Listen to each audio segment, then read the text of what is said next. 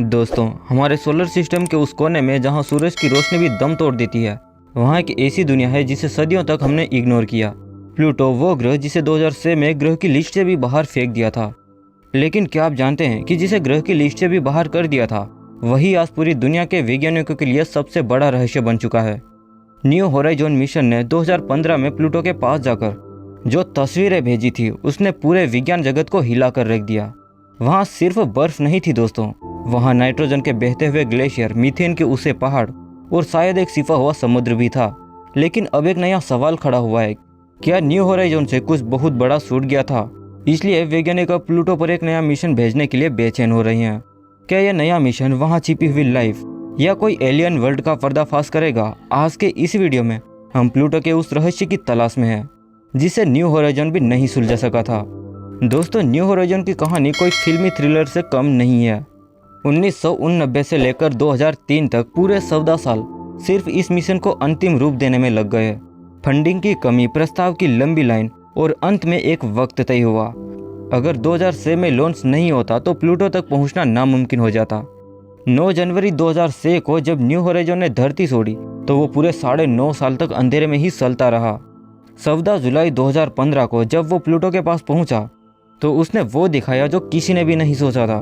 Pluto एक dead planet नहीं है, बल्कि एक एक्टिव वर्ल्ड था। न्यू होराइजन ने प्लूटो पर एक बहुत बड़ा दिल के आकार का ये इलाका दिखाया था, जिसे स्पुतनिक प्लेनेट या कहा गया। ये पूरा इलाका नाइट्रोजन और मीथेन की बर्फ से बना हुआ है। और हैरानी की बात तो ये है कि ये हमेशा नया बनता रहता है। लेकिन सबसे बड़ा झटका देने वाली खोज थी सब सरफेस ओशियन। प्लूटो की सरफेस के नीचे एक विशाल पानी का समंदर सिफा हो सकता है। और दोस्तों, जहाँ पानी है वहाँ जीवन की संभावना भी होती है। नासा ने वहाँ अमोनिया का भी पता लगाया है, जो पानी को जमने से रोकता है। इसका मतलब क्या है कि प्लूटो के अंधेरे समंदर में कोई ऐसी चीज पनप रही है जिसके बारे में हम सोच भी नहीं सकते। आप सोचेंगे कि जब न्यू होराइजन चला गया तो नए मिशन की क्या जरूरत है? दोस्तों, न्यू होराइजन एक फ्लाई बाय मिशन था। प्लूटो के पास जाकर निकल गया था 84,000 किलोमीटर प्रति घंटे की रफ्तार से। उसने प्लूटो का सिर्फ 40% मैप बनाया। बाकी के 60% में क्या है किसी को भी नहीं पता। इसके अलावा प्लूटो के 5 चांद भी है, जिसमें से सबसे बड़ा है सारोन। न्यू होराइजन ने सारोन पर एक अजीब रहस्यमय डार्क पोल से देखी है। लेकिन बाकी के 4 चांद के बारे में अभी हमें कुछ भी नहीं पता। इसलिए हमें एक ऐसा ऑर्बिटर चाहिए जो प्लूटो के चक्कर लगाए, ना कि वहां से गुजर जाए। वैज्ञानिकों ने एक नई योजना बनाई है जो कैसिनी मिशन के जैसी है। कैसिनी मिशन ये वो मिशन था जिसने सैटर्न को अध्ययन किया था। इसी पर आधारित है। प्लूटो तक पहुंचने के लिए हमें फिर से बृहस्पति के गुरुत्वाकर्षण का सहारा लेना होगा। लेकिन इस बार हम प्लूटो के पास जाकर ब्रेक लगाएंगे और वहीं कुछ समय के लिए अध्ययन करेंगे। इसके लिए सान की ग्रेविटी का इस्तेमाल किया जाएगा। ये वैसा ही होगा जैसे कैसिनी ने टाइटन का इस्तेमाल किया था। ये मिशन प्लूटो की कक्षा में सालों तक रहेगा और हर हफ्ते नए डेटा भेजता रहेगा। लेकिन बात सिर्फ प्लूटो पर ही नहीं रुकती। इस नए मिशन को द गोल्ड स्टैंडर्ड कहा जा रहा है। इसका मकसद है प्लूटो का अध्ययन करना और वहां से निकलकर कुइपर बेल्ट के दूसरे ड्वार्फ प्लेनेट का भी पता लगाना है। यह एक ऑल इन वन कॉन्सेप्ट है। एक ही मिशन प्लूटो के रहस्य भी खोलेगा और हमारे सौरमंडल के आखिरी बॉर्डर को भी एक्सप्लोर करेगा, जहां हजारों रहस्य दफन है। दोस्तों, प्लूटो पर जो सबसे अजीब चीज है वो है क्रायो वोल्केनिज्म। धरती पर जहां ज्वालामुखी से गर्म लावा निकलता है, प्लूटो पर वहां से ठंडा पानी, अमोनिया और मीथेन निकलता है।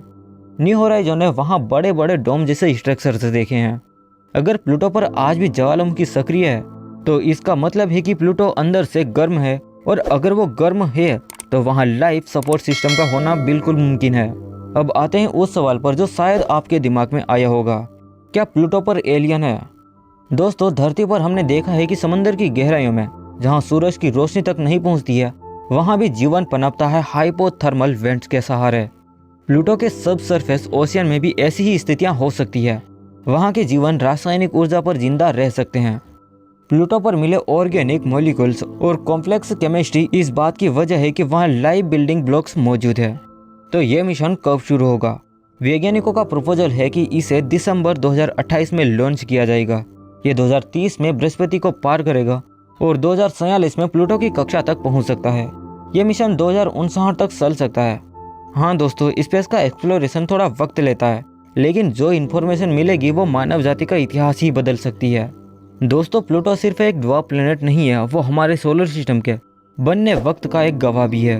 न्यू होराइजन ने सिर्फ पर्दा ही उठाया था, लेकिन नया मिशन उस रहस्य की पूरी किताब ही पढ़ने वाला है। आपको क्या लगता है कि क्या 2047 में जब हम प्लूटो के समंदर में झांकेंगे तो हमें वहाँ कोई जिंदा चीज मिलेगी? क्या प्लूटो को फिर से प्लेनेट 9 बना देना चाहिए? अपने विचार कमेंट में जरूर लिखें। इस वीडियो को लाइक करें और अपने दोस्तों के साथ शेयर करें जो स्पेस लवर्स हैं। ऐसी वीडियोस के लिए सब्सक्राइब करें। मिलते हैं अगले वीडियो में, तब तक के लिए जय हिंद।